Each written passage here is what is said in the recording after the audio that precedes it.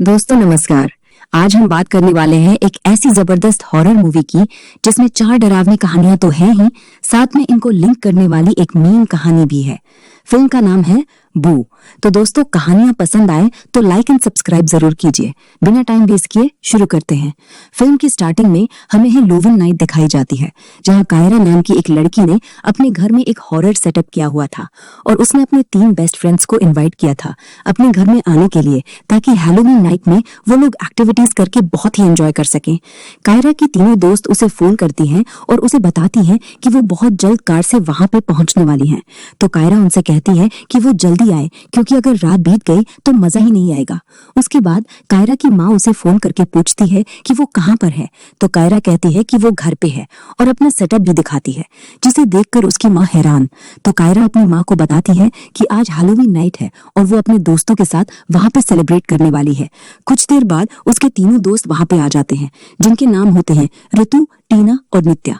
ऋतु जब वहां पे अजीब चीजें देखती है तो वो बहुत डर जाती है और वो कायरा से कहती है कि वो अंदर बिल्कुल नहीं आएगी, लेकिन उसकी बाकी दोस्त अंदर आ जाती हैं और वो तीनों मजे करने लगती हैं। लेकिन ऋतु उस दिन अकेले वापस जाने में भी डर रही थी, इसीलिए वापस अंदर आ ही जाती है उनके साथ सेलिब्रेट करने के लिए। उसके बाद कायरा मेन गेट को लॉक कर देती है और चाबी बाहर फेंक देती है।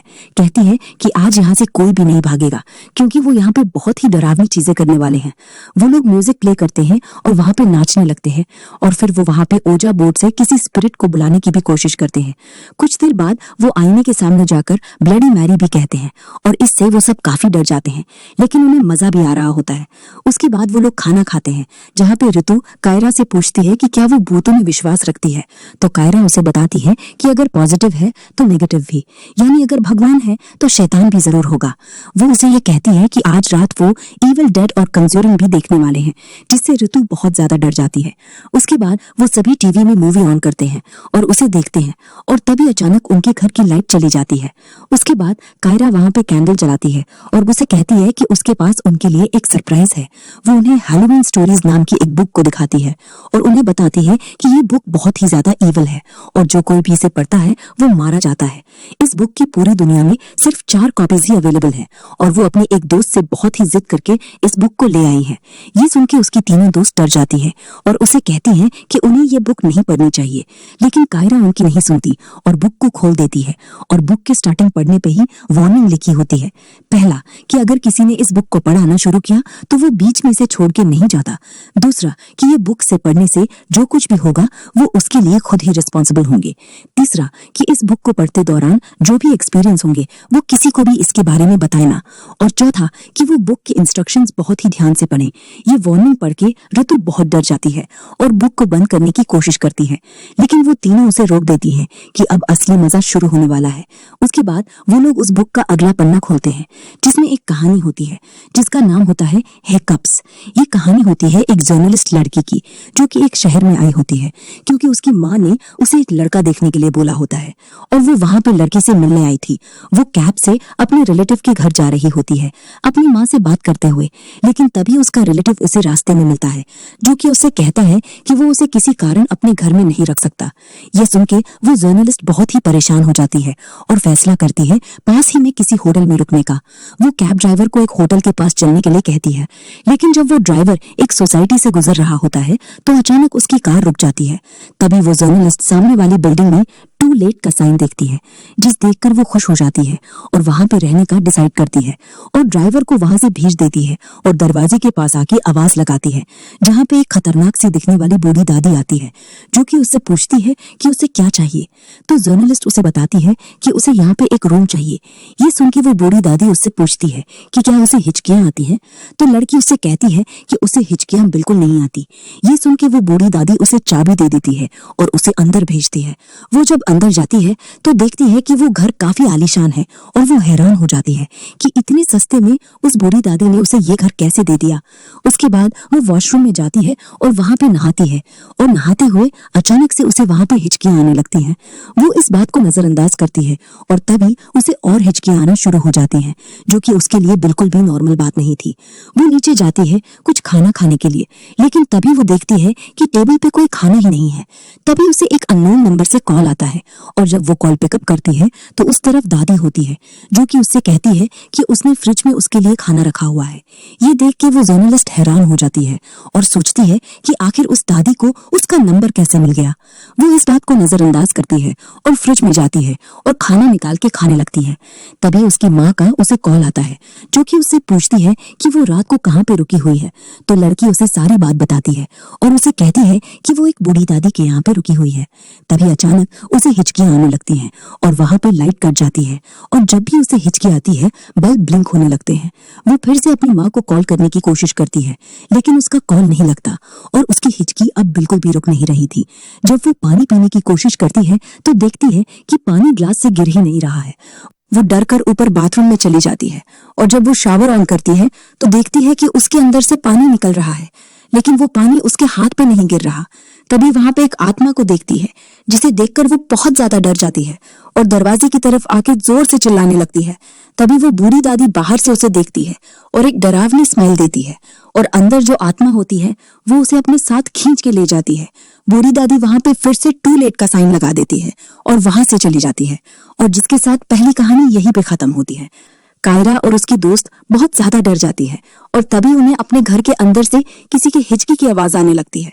वो सोचती है कि आखिर कहानी की हिचकी उन्हें सुनाई कैसे दे रही है। वो सभी डिसाइड करती हैं घर की तलाशी लेने का। वो सभी एक साथ ऊपर जाती है लेकिन उन्हें वहां पे कुछ भी नहीं मिलता। जब वो अलग अलग तलाश करने जाती है तो वो हिचकी की आवाज हर तरफ से आने लगती है जिससे डर के वो वापस से बुक के पास आ जाती है और वो देखती है कि बुक का पन्ना अपने आप पलट गया है जिसमें लिखा होता है कि अगर उन्हें हिचकियां बंद करनी है तो किताब को पढ़ना कंटिन्यू रखें। ये देख के वो बुक की बात मानती है और दूसरी कहानी पढ़ना शुरू करती है जिसका नाम होता है सोल ट्रैपर। ये कहानी होती है एक लड़की की जो कि एक रेस्टोरेंट में बैठी होती है और जब वो रेस्टोरेंट से निकलती है तो वो बहुत खुश होती है। तभी उसकी दोस्त उसे फोन करती है और उससे पूछती है कि उसकी डेट कैसी रही। तो वो उसे कहती है कि उसकी डेट बिल्कुल नॉर्मल डेट थी। तभी अचानक उसकी गाड़ी से कोई टकरा जाता है और उसके शीशे पे खून लग जाता है जिससे वो बहुत ज्यादा डर जाती है और उनकी मदद करने के बजाय वो अपने घर भाग निकलती है क्योंकि वो बहुत ज्यादा डर गई थी। वो घर के अंदर जाके तुरंत घर को लॉक कर देती है और फिर वॉशरूम में जाती है और मुंह धोने लगती है। तभी उसे अपने कांच में एक बूढ़े दादा और उसके पोते की आत्मा नजर आती है जो कि शायद वही लोग थे जो कि उसकी कार से टकरा के मारे गए थे। उन आत्माओं को देखकर वो बहुत ज्यादा डर जाती है और तभी उसे बॉल के टप्पे की आवाज आने लगती है। जब वो बाहर जाती है तो देखती है कि कोई अदृश्य शक्ति एक बॉल के साथ खेल रही है। तभी वो आईने में देखती है कि एक छोटे लड़के की आत्मा है जो कि खेल रही है। उसके बाद टीवी अपने आप चालू हो जाती है और जब वहां पे जाती है तो वो देखती है कि उस बूढ़े आदमी की आत्मा उसकी टीवी देख रही है। वो ये बात जान गई थी कि आईने से वो आत्माओं को देख सकती थी, इसीलिए वो एक आईना उठाती है और उन आत्माओं को देखने लगती है और तभी अचानक वो आत्माएं उसके सामने आ जाती है। जब वो वहां से डर कर भागने की कोशिश करती है तो अचानक से उसका दरवाजा ही गायब हो जाता है और तभी वो अपने आप को आईने में देखती है जिसकी परछाई बहुत ही अलग तरह से भी दिख रही थी। वो अपनी परछाइयों को पकड़ने की कोशिश करती है और तभी उसकी परछाई उसे आईने में खींच लेती है जिससे कहानी यहीं पर खत्म हो जाती है। ये चारों इस कहानी को पढ़कर बहुत ज्यादा डर गई थी और तभी इन्हें आईने के अंदर से उस लड़की की आवाज आती है जो कि उनसे कहती है कि वो उसकी जान बचाएं। जब वो आईने के पास जाती हैं तो देखती है कि वहां पे कोई भी नहीं है और तभी अचानक वो नोटिस करती हैं कि उनकी दोस्त कायरा टीवी के अंदर फंस गई है। वो कायरा को देखकर हैरान हो जाती है जिसकी वजह से उनकी एक दोस्त बेहोश हो जाती है। रिति और ऋतु उसके पास जाती हैं उसकी मदद करने के लिए और तभी कायरा उनसे कहती है कि वो दोबारा से बुक को पढ़ना शुरू कर दे, तभी वो यहाँ से बाहर निकल पाएंगी क्योंकि बुक में लिखा था कि यहाँ पे जो कुछ भी होगा उन्हें बुक पढ़नी बंद नहीं करनी है। उसकी बात मान के वो दोनों बुक पढ़ने लगती हैं और तीसरी कहानी का नाम होता है अनइनवाइटेड गेस्ट। ये कहानी होती है एक लड़की की जो कि एक स्टूडेंट होती है और वो एक लड़के से चैट पे बात कर रही होती है। वो उससे पूछती है कि वो उनके बारे में श्योर है तो लड़का वहां से लिखता है कि शायद हाँ। इससे वो बहुत ही ज्यादा खुश हो जाती है और घर में ही नाचने लगती है और तभी उसे अचानक एक वीडियो आती है जिसमें एक लड़की उससे मदद मांगती है। ये देखकर वो हैरान हो जाती है और तुरंत अपने दोस्त को वो वीडियो भेजती है जहां उसका दोस्त उसे कॉल करता है और उससे कहता है कि वो अपनी वीडियो उसे क्यों भेज रही है। ये सुन के वो हैरान हो जाती है और उससे पूछती है कि उसने किसी और की वीडियो उसे भेजी है। तो लड़का उसे वापस से वो वीडियो भेजता है जहां वो देखती है कि किसी ने नाचते हुए उसकी वीडियो बना ली है। ये देख के वो घबरा जाती है और उसे लगता है कि शायद उसके घर में कोई मौजूद है। वो तुरंत ऊपर जाती है देखने के लिए कि वहां पे कोई है या नहीं, और तभी उसे पर्दे के पीछे एक परछाई नजर आती है। जब वो हटाती है तो वो परछाई अपने आप गायब हो जाती है, और तभी एक लड़की की आत्मा उसे आके परेशान करने लगती है, जिससे वो बहुत डर जाती है और वापस नीचे चली जाती है। वो तुरंत पुलिस को कॉल करती है और उसकी जान बचाने के लिए कहती है, लेकिन तभी वो आत्मा अपने हाथ से उसका गला दबाने लगती है और उसे जान से मार डालती है। ये तीसरी कहानी पढ़ के वो लड़कियां बहुत ही ज्यादा डर जाती हैं, और तभी अचानक उनकी डोरबेल बजती है। कायरा उनसे कहती है कि वो वहां पे जाए और दरवाजा खोले, और जब वो दरवाजे के पास पहुंचती है तो आवाज लगाती है कि वहां पे कौन है। तो सामने एक बंदा होता है जो कि उनसे बताता है कि वो पुलिस इंस्पेक्टर है और वो यहाँ पर आया है क्योंकि लड़की ने उसे कॉल किया था। वो उसे कहती है कि चाबी बाहर ही है और वो खोल के अंदर आ जाए, और इंस्पेक्टर चाबी से दरवाजा खोलता है और अंदर आ जाता है। वो उनसे पूछता है कि वो लड़की कहाँ है जिसने उसे कॉल किया था। तो वो उसे कहती है कि यहाँ पे कोई भी लड़की नहीं है जिसने उसे कॉल किया था। तभी उन्हें याद आता है कि प्रीवियस कहानी में लड़की ने पुलिस को कॉल किया था और पुलिस वाला उसकी मदद करने के लिए वहां पर आ गया है। वो इंस्पेक्टर को सारी बात बताती हैं और उसे समझाने की कोशिश करती हैं, लेकिन इंस्पेक्टर उनसे कहता है कि उन्हें इन सब में विश्वास नहीं है। तभी वो कायरा को टीवी में बंधा हुआ देखता है, जिससे वो बहुत डर जाता है, और तभी अचानक एक आत्मा उसे अपने साथ खिड़की से बाहर खींच के ले जाती है, जिसे देखकर वो दोनों लड़कियां बहुत ज्यादा डर जाती हैं, और अचानक कायरा टीवी से बाहर निकल जाती है। कायरा उनसे कहती है कि चाहे यहाँ पे कुछ भी हो, उन्हें किताब पढ़ना बंद नहीं करना है। तो वो तीनों वापस से किताब के पास जाती हैं और नेक्स्ट कहानी पढ़ने लगती हैं, जिसका नाम होता है आत्मा। ये कहानी होती है आकाश और मीरा नाम के कपल की, जहां आकाश एक पैरानॉर्मल साइंटिस्ट होता है और मीरा का मानना था कि भूत जैसी कोई चीज नहीं होती।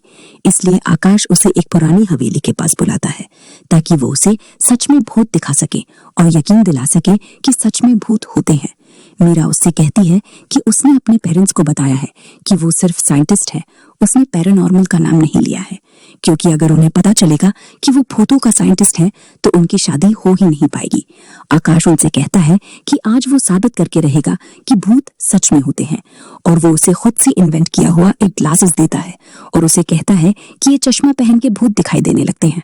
वो उसे उस हवेली के अंदर लेकर जाता है और उसे उसकी कहानी सुनाता है और कहता है कि 1970 में यहाँ पे एक मिलदार अपनी बेटी के साथ रहा करता था। ऐसा कहा जाता था कि उसकी बेटी गांव में सबसे ज्यादा सुंदर लड़की थी और उसकी झलक पाने के लिए गांव वाले पागल हो जाते थे। एक दिन जमींदार जब बाहर गया तो गांव के कुछ लड़के उसके घर में दाखिल हो गए और उसके बाद उन्होंने उसकी बेटी के साथ बहुत गलत काम किया और उसे जान से मार डाला।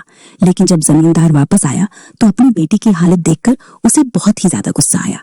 इसीलिए जमींदार ने बदला लेने के लिए उन 4 लड़कों के सर कलम करवा दिए और उसके बाद वो यहाँ से हमेशा के लिए चला गया। तब से ये हवेली बंद है और लोग कहते हैं कि यहाँ पे भूत रहते हैं। मीरा ये कहानी सुन के बहुत ज्यादा डर जाती है और तभी आकाश को एक भूत भागता हुआ नजर आता है। वो मीरा को वहां पे देखने के लिए कहता है, लेकिन मीरा को वहां पे कोई भी नजर नहीं आता। उसके बाद वो लोग एक रूम में जाते हैं जहां मीरा उन 4 बंदों की आत्माओं को देखती है जिनके सर कटे हुए थे, और वो चारों मीरा को पकड़ने लगते हैं और आकाश उनसे उसे बचाने की कोशिश करता है, लेकिन वो चारों मीरा को पकड़ के अपने साथ ले जाते हैं। और आकाश जब मीरा को ढूंढ रहा होता है तो अचानक उसे मीरा की लाश मिलती है, जिसे देखकर वो बहुत ज्यादा डर जाता है और वो समझ जाता है कि उन भूतों ने उसके साथ बहुत ही गलत किया है। तभी उसे मीरा की आत्मा अपने सामने नजर आती है, जिससे वो समझ जाता है कि वो पूरी तरह मर गई है और वो गोगल्स को नीचे फेंक देता है, उसकी लाश को अपने साथ ले जाता है और इस सदमे को बर्दाश्त नहीं कर पाता और कुछ महीनों तक वो इसी सदमे में रहता है। लेकिन मीरा की आत्मा बिल्कुल भी मुक्त नहीं हुई थी और वो उसके साथ हमेशा उस पर नजर बनाई हुई थी। कुछ दिनों बाद आकाश की माँ उससे कहती है कि आखिर वो कब तक अकेला रहेगा, तो वो उसकी बात एक लड़की से करवाती है जो कि कोई और नहीं बल्कि वो जर्नलिस्ट होती है। आकाश कहता है कि वो कल सुबह उससे मिलने के लिए आएगा और मीरा जब ये बात सुनती है तो वो जर्नलिस्ट को मारने का डिसाइड करती है। इसलिए वो उसे अपने जाल में फंसा देती है और बूढ़ी औरत के घर में भिजवा देती है जहां पे उसने उसे जान से मार डाला था।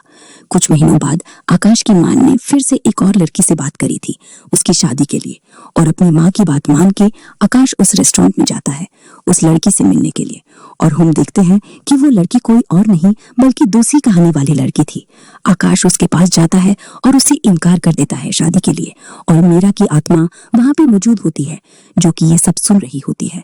जब लड़की वापस अपने घर जा रही होती है तो वो अपनी दोस्त से कहती है कि आकाश इतना बुरा लड़का भी नहीं है, जिसकी वजह से मीरा की आत्मा को गुस्सा आ जाता है और वो उसका एक्सीडेंट करवा देती है।